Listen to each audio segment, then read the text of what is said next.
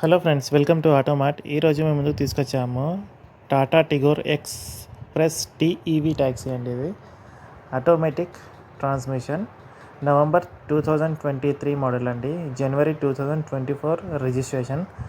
49,000 kilometre తిరిగింది. Complete showroom track available ఉంది. Single owner, excellent condition అండి. వెహికల్ ఎక్కడ కూడా స్క్రాచెస్, డెంట్ అనేది లేనే లేదు.